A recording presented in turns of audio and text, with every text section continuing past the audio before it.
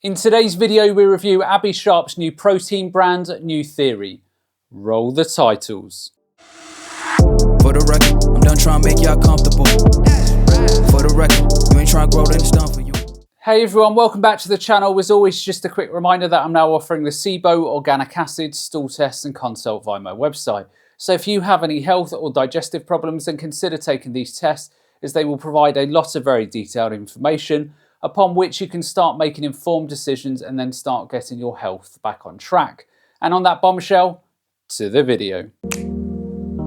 This is a true 2-in-1 product with a lot of bonus benefits. It's a fully inclusive plant-based protein. At $67 per pack, I'm not so sure that you can call this an inclusive product. Particularly when one, there is a cost of living crisis around the world and people are really struggling, and two, there is zero need for anyone to take protein powders. But I wanted it to perform like whey, since plant proteins are generally less bioavailable. This whole fear-mongering that is pushed where plant-based proteins are concerned really makes me laugh. Yes, animal products are more bioavailable than plants, but what does that even mean in real terms? The true digestibility of meat and fish as a percentage is 94%, i.e. you eat 100% of these products and your body will digest up to 94% of the protein contained. Oatmeal, for example, is 86%. But again, how much of a difference does this really make regarding how much you have to eat of certain foods? Well, for meat and fish, you would need to eat approximately 213 grams to get 50 grams of digestible protein. With oatmeal, you would need to eat approximately 485 grams to get 50 grams of protein. This is 200 grams of meat, and this is around 400 grams of oats. Now, you would then get the argument that meat is complete protein and plant is not, which again is very true. But when you eat different plants, you will combine amino acids and therefore get complete protein, so it's a moot point. Yes, animal foods are more bioavailable, and yes, plants have varying degrees of digestibility for their proteins. But in real terms, if you are eating a balanced diet, then it makes little to no difference in terms of your protein intake. So we combined high-quality pea protein and hemp powder for a balanced amino acid profile, while adding in extra L-glutamine and leucine to reach the 2.5 gram leucine recommendation for supporting muscle protein synthesis. I would say absolute kudos to Abby here for using plant-based protein sources. But for the vast majority of people, I'm not sure why, she is not saying just to eat a wide range of whole foods and you will get all the protein that you will ever need. This protein obsession that we have in society is absolutely bizarre, particularly when most diseases are a result of overnutrition in the world and not undernutrition. Most plant-based protein powders don't meet that standard, by the way, so they're less effective for promoting muscle growth. And to further enhance the protein utilization, we added a unique digestive enzyme blend shown to increase the bioavailability of plant-based protein by 36%. Again, this is a moot point. Most people, unless they're an athlete, can get all the protein that they need from food. So again, what is this obsession with getting more and more protein into the body from these protein powders? In plain English, it increases your ability to utilize those amino acids in your protein shake for muscle growth. Knowing that a lot of people will be using this protein powder to support physical activity, we also added ashwagandha, which not only may help to support exercise endurance and muscle growth, but whole body wellness with benefits for cognitive health, anxiety, and cortisol levels. So do foods like bananas, oatmeal, beetroot, sweet potatoes and nuts and seeds. And they are considerably cheaper than the $67 for just 20 servings of this protein powder. And let me just say that once again. If you consume this protein powder at the recommended dose, then you would be spending $67 every 20 days or so. That plus tart cherry powder, which has been shown to aid in muscle soreness and recovery. It also provides 100% of your vitamin C needs, which works synergistically to improve the absorption of the plant-based iron in the blend. So now you can't get enough vitamin C or iron in your diet? without using supplementation. Now, one of the main criticisms that I hear from a lot of folks when starting a protein powder is that they feel super bloated or have other IBS-like symptoms. I'm an IBS girly myself. Actually, all 3 of New Theory's founders have IBS and are prone to bloating. So it was absolutely imperative that this product was gut-friendly. So that's why we developed this as a true 2-in-1. It's your muscle-building protein and it's your gut-supporting probiotic. So there are many reasons why people bloat when consuming protein powders. They have poor digestive health, they are lactose intolerant of the powders that are coming from animal sources, it could be the powders contain artificial sweeteners, it could be food intolerances or sensitivities, it could be additives and preservatives, it could be the rapid consumption of a lot of calories at once.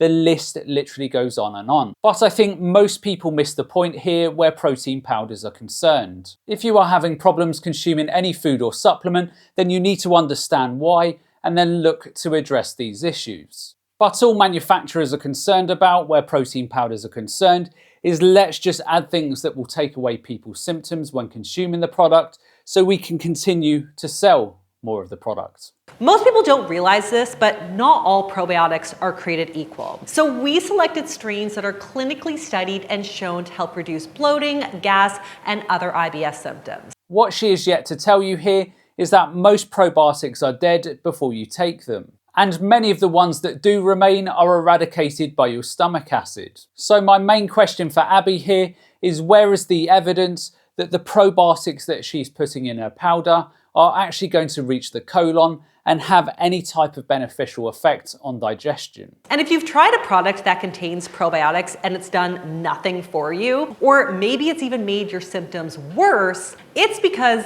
A, most probiotic strains actually can't survive a medium like protein long enough to get to your bowel, which is where all of the magic happens, not in your stomach. And B, if you're already struggling with IBS or dysbiosis, some strains can potentially make things even worse. So the dose that you are getting from her protein powder, even if we all played along and said that 100% of these bacteria would get to the colon, is around 5 billion CPU. In a normal healthy microbiome, there are around 100 trillion bacteria.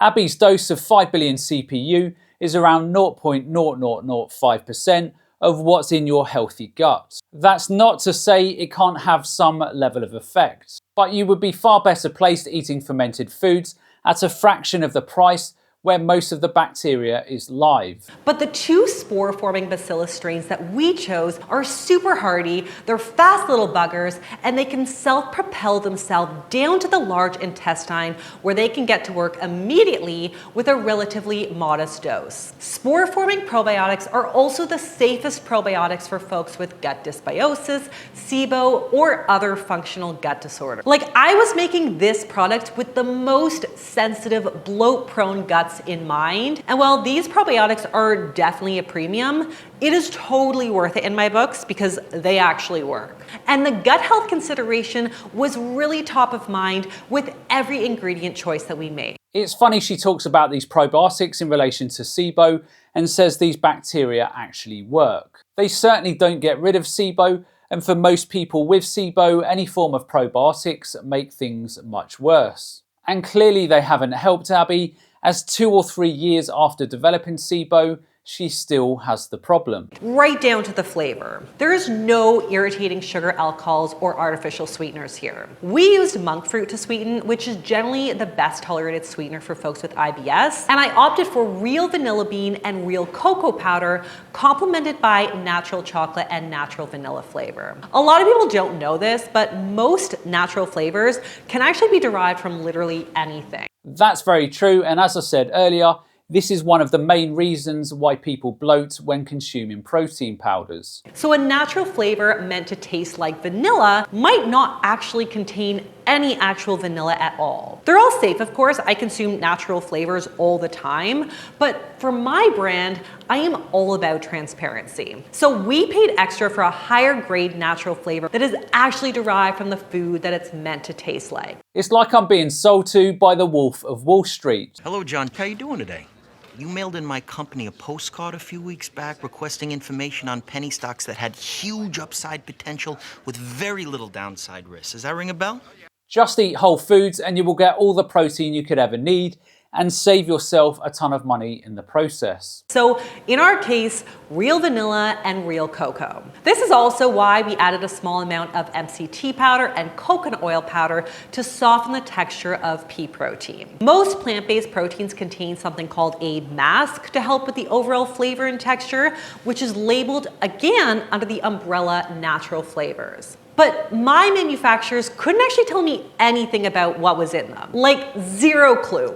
Fully in the dark, and yet so many companies use them. Again, totally safe, but it just doesn't sit well with me that I couldn't trace those ingredients back. And that's why whole foods will always be a better choice. I never drink protein powder with just water, especially plant-based protein. It is just generally so bad. And like you guys saw, we tried so many, and some were really rough. But this one is designed to taste amazing all on its own. It's so creamy. And of course, for more satiating meal or snack, I love it in a shake with some fruit and nut butter. Look, this is one thing I can't comment on, as I have not and will never try a $67 protein powder, so I will never know what it tastes like. So we'll have to take Abby's word on the fact that it tastes pretty good. So if you guys are ready to try something new, head on over to newtheory.com to be one of our first customers and pre-order yours today. As with all supplements, do speak to your healthcare provider before adding anything to your healthcare routine. But honestly, guys, I'm so excited to hear what all of you guys think. This has been such a journey, and I cannot wait to take you all with me. And I feel like we need to celebrate with something a little bit stronger than protein. Where do they keep the wine in this place?